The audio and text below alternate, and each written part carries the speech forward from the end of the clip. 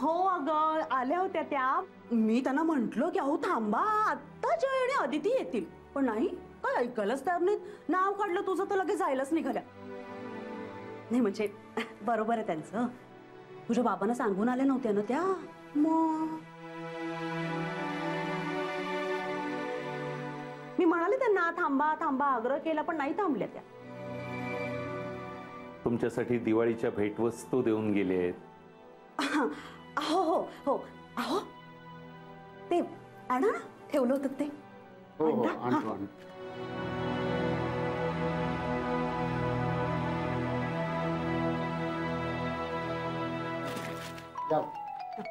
ओ जरा हे पकडा.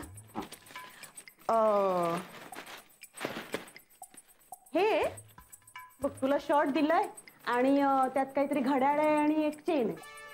आणि ते दागिने?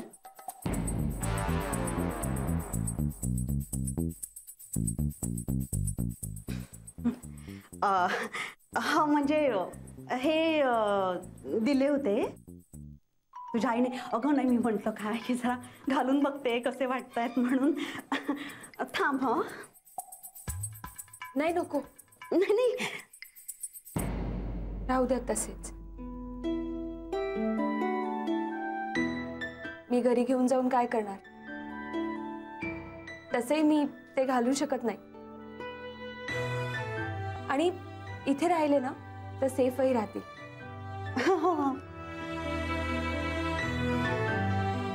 तुमच्याचकडे राहू द्या, छान दिसतात ते.